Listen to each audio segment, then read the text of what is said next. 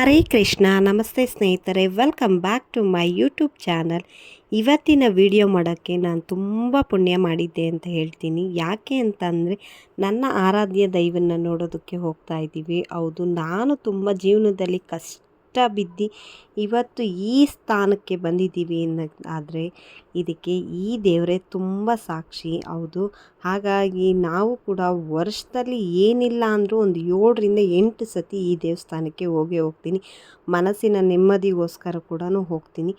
ತುಂಬ ಟೈಮು ಬೇಜಾರಾದಾಗ ನನಗೆ ಏನಾದರೂ ಕೆಲಸ ಆಗಬೇಕು ಅಂತ ಅಂದರೆ, ಯಾವುದೇ ಇರ್ಬೋದು, ಒಳ್ಳೆ ಕೆಲಸನೇ ಇರ್ಬೋದು, ಏನಾದರೂ ಒಂದು ಡಿಸಿಷನ್ನ ತೊಗೊಳ್ಳೋದಕ್ಕೂ ಮುಂಚೆ ಈ ದೇವಸ್ಥಾನಕ್ಕೆ ಹೋಗಿ ಬರೋದನ್ನು ನಾನು ಪದ್ಧತಿ ಮಾಡ್ಕೊಂಡಿದ್ದೀನಿ.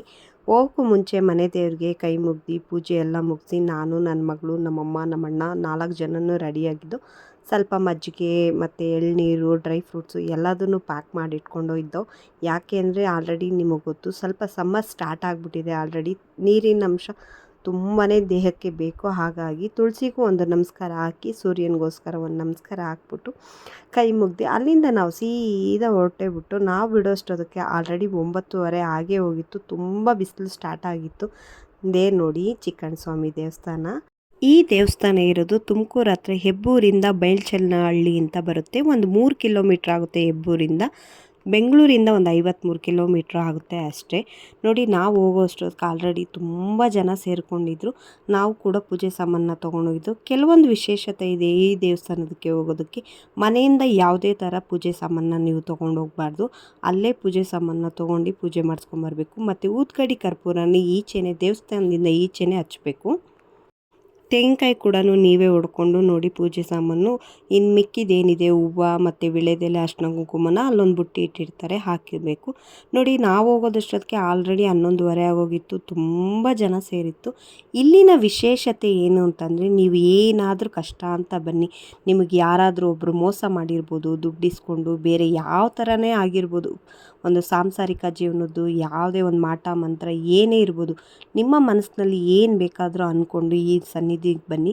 ಖಂಡಿತ ನಿಮ್ಮ ಕೆಲಸ ಆಗೇ ಆಗುತ್ತೆ. ಇಲ್ಲ ನನಗೆ ಈಗ ಬರೋದಕ್ಕಾಗಲ್ಲ ಅಂತಂದರೆ ದೇವ್ರನ್ನ ನೆನೆಸ್ಕೊಂಡು 11 ರೂಪಾಯಿನ ಒಂದು ಅರ್ಶಿನ ಬಟ್ಟೆಯಲ್ಲಿ ಮಾಡಿ ಎಕ್ಕದ ಗಿಡಕ್ಕೆ ಕಟ್ಟಿ, ನೀವು ಯಾವತ್ತು ನಿಮಗೆ ಆಗುತ್ತೆ ಅಂತ ನೀವು ದೇವಸ್ಥಾನಕ್ಕೆ ಬರ್ತೀರೋ ಅದನ್ನು ಮುಡುಪನ್ನು ತೊಗೊಂಬಂದು ಇಲ್ಲಿ ದೇವ್ರ ಹತ್ರ ಕೊಡಬೇಕು. ನೋಡಿ, ನೀವು ಪ್ರಶ್ನೆ ಕೇಳೋದಾಗಿದ್ರೆ ಏನು ಬೇಕಾದರೂ ಇಲ್ಲಿ ಪ್ರಶ್ನೆ ಕೇಳ್ಬೋದು.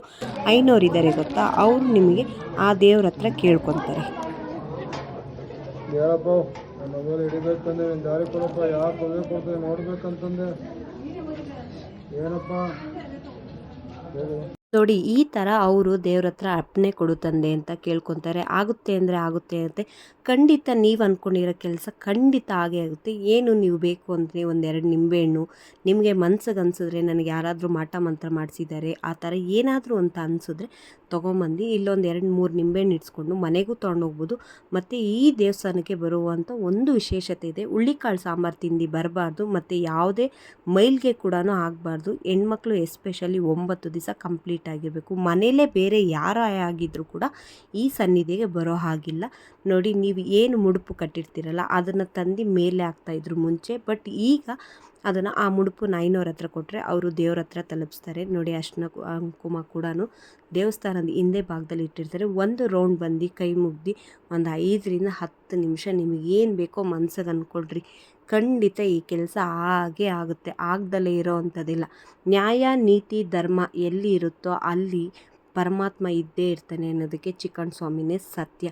ನಾನು ನಂಬಿರೋ ದೇವರು ಆರಾಧ್ಯ ದೈವ. ನೀವು ಕೂಡ ನಿಮ್ಗೆ ಯಾವಾಗಾಗುತ್ತೋ ಆವಾಗ ಹೋಗಿ ಬನ್ನಿ. ನಮಗೂ ಕೂಡ 500 ಹೂವನ್ನ, ತುಳಸಿ ಹೂವನ್ನ ಕೊಟ್ಟರು. ನೋಡಿ, ನಾವು ನಿಂಬೆಹಣ್ಣನ್ನ ಯಾರದೇ ಏನೇ ಕೆಟ್ಟ ದೃಷ್ಟಿ ನಮ್ಮ ಮೇಲೆ ಬೀಳ್ದಲ್ಲೇ ಇರಲಿ ಅಂತಂದು ನಿಂಬೆಹಣ್ಣನ್ನು ನೀಳ್ಸ್ಕೊಂಡು ಈ ಥರ ದೇವಸ್ಥಾನದ ಮುಂದೆ ಹೊಡೆದ್ಬಿಟ್ಟು ಬರಬೇಕು. ನೋಡಿ, ಅಲ್ಲಿಂದ ಸೀದಾ ಹೊರಟಿದೆ ನಾವು. ಪ್ರತಿದಿನ ಇಲ್ಲಿ ಅನ್ನಪ್ರಸಾದ ಇರುತ್ತೆ. ಪಾಯಸ, ಅನ್ನ ಸಾಂಬಾರನ್ನ ಖಂಡಿತ ಹಾಕ್ತಾರೆ. ನಾನು ಎಷ್ಟೇ ಸತಿ ದೇವಸ್ಥಾನಕ್ಕೆ ಹೋಗಲಿ ಉಪವಾಸನೆ ಹೋಗ್ತೀನಿ. ನೋಡಿ, ಪಾಯಸ ಇದಾಗ್ತಿದ್ದಂಗೆ ಅನ್ನ ಸಾಂಬಾರನ್ನ ಹಾಕ್ಕೊಂಡು ನಾನು ಊಟನೂ ಕೂಡ ಮುಗಿಸ್ದೆ. ನೀವೇನಲ್ಲಿ ಪೂಜೆ ಮಾಡಿಸಿರ್ತೀರಲ್ಲ ಆ ಕಾಯಿನ ತರಬೇಕು ಅನ್ನೋದೇನಿಲ್ಲ. ಅಲ್ಲಿ ಅಡುಗೆ ಇದ್ರ ಹತ್ರ ನೀವು ಅದನ್ನು ಕೊಟ್ಟರು ಓಕೆ. ಇಲ್ಲಿ ಅಕ್ಕಿ ಏನು ಬೇಕಾದರೂ ತೊಗೊಂಬಂದು ಕೊಡಬೇಕು. ನಿಮಗೆ ನಂಬಿಕೆ ಇದ್ದರೆ ಯಾರು ಏನೇ ಮಾಡಲಿ ಅದನ್ನು ವಾಪಸ್ ರಿಟರ್ನು ಅವ್ರಿಗೆ ಕೊಟ್ಟೇ ಕೊಡ್ತೀನಿ. ಇದು ಸತ್ಯ, ಇದು ಸತ್ಯ, ಇದು ಸತ್ಯ. ಬೇಕಂದರೆ ನೀವು ಒಂದು ಸತಿ ಮಾಡಿ ನೋಡಿ, ಬಂದು ನೋಡಿ, ಪರೀಕ್ಷೆ ಮಾಡಿ ಕೂಡ ನೋಡ್ಬೋದು. ಸೀದಾ ನಾವು ಅಲ್ಲಿಂದ ಹೊರಟಿದೆ ನಮ್ಮ ತಂದೆಯವ್ರಿಗೆ ನಮ್ಮ ಚಿಕ್ಕಪ್ಪ ಇದ್ರು ಅಂತ ಒಂದು ಸತಿ ನೋಡಿಕೊಂಡು ಮಾತಾಡ್ಸ್ಕೊಂಡು ಹೋಗೋಣ ಅಂತ. ನೋಡಿ ಸೇಪೆಕಾಯಿ ಮರದಲ್ಲಿ ಒಂದು ಸ್ವಲ್ಪ ಸೇಪೆಕಾಯಿ ಇತ್ತು, ಸೇಪೆಕಾಯಿನ ಕಿತ್ಕೊಳ್ಳೋಣ ಅಂತ ನೀಟಾಗಿ ಒಂದು 3-4 ಸೇಪೆಕಾಯಿ ಇತ್ತು, ಅದನ್ನು ಕೂಡ ನಾವು ಕಿತ್ಕೊಂಡು ತುಂಬ ತಂಪ ಗಾಳಿ ಬರ್ತಾಯಿತ್ತು. ಮತ್ತು ಎಳ್ಳಿಕಾಯಿ ತುಂಬ ಎಳ್ಳಿಕಾಯಿ ಬಿಟ್ಟಿದ್ದು, ಅವನ್ನು ಕೂಡ ನಾವು ಕಿತ್ಕೊಂಡು ಇನ್ನೊಂದು 15-20 ದಿವಸ ಹೋದರೆ ಸಿಕ್ಕಾಪಟ್ಟೆ ಬಿಡ್ತವೆ. ಎಳ್ಳಿಕಾಯಿ ಚೆನ್ನಾಗಿ ಬಂದವೆ.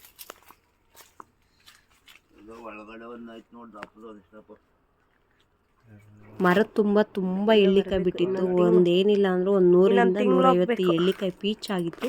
ಇನ್ನೊಂದು 15-20 ದಿವಸ ಹೋದರೆ ಒಳ್ಳೆ ಎಳ್ಳಿಕಾಯಿ ಸಿಗುತ್ತೆ. ಹಾಗೆ ನಾನು ಕೂಡ ಒಂದು ಸ್ವಲ್ಪ ಹುಣಸೆ ಹಣ್ಣನ್ನ ಕಿತ್ಕೊಳ್ಳೋಣ ಅಂತಂದು ನಮ್ಮ ಚಿಕ್ಕಪ್ಪನ ತೋಟದ ಎದುರುಗಡೆನೇ ಹುಣಸೆ ಹಣ್ಣಿತ್ತು, ತುಂಬ ಹಣ್ಣು ಬಂದಿತ್ತು. ಅದನ್ನು ಕಿತ್ಕೊಳ್ಳೋಣ ಅಂತ ಸಾಹಸ ಮಾಡ್ತಾಯಿದ್ದೆ. ಅಷ್ಟರೊಳಗೆ ನಮ್ಮ ಚಿಕ್ಕಪ್ಪ ಬಂದು ಬಿಡಮ್ಮ ಬಾರಮ್ಮ ಈ ಕಡೆ ನಾನೇ ಕಿತ್ಕೊಡ್ತೀನಿ ಅಂತಂದು ಹುಣಸೆ ಹಣ್ಣನ್ನ ಕಿತ್ಕೊಟ್ರು. ತುಂಬ ಚೆನ್ನಾಗಿತ್ತು ಉಪ್ಪಿನಕಾಯಿ ಹಾಕೋದಕ್ಕೆ ಅಂತ. ಸೀದಾ ಅಲ್ಲಿಂದ ನಾವು ಒಂದು ಸ್ವಲ್ಪ ಕರಿಬೇವು, ಪುದೀನ ಈ ಥರ ಎಲ್ಲ ಕಿತ್ಕೊಂಡು ಬ್ಯಾಕ್ ಟು ಬ್ಯಾಂಗ್ಳೂರು ಅಂತ ನಾನು ಬೆಂಗಳೂರಿಗೆ ಬಂದು ಒಂದೇ ಒಂದು ವಿಚಾರ ಹೇಳೋದಕ್ಕೆ ಇಷ್ಟಪಡ್ತೀನಿ. ಯಾಕೆಂದರೆ ಮನುಷ್ಯ ಶಾಶ್ವತ ಅಲ್ವೇ ಅಲ್ಲ. ದೇವರು ಏನೇ ಮಾಡೋದಿದ್ರು ದೇವ್ರು ಮಾಡಬೇಕು ಅಂತಾರೆ. ಹಾಗಾಗಿ ನನಗೆ ತುಂಬ ನಂಬಿಕೆ ಇದೆ.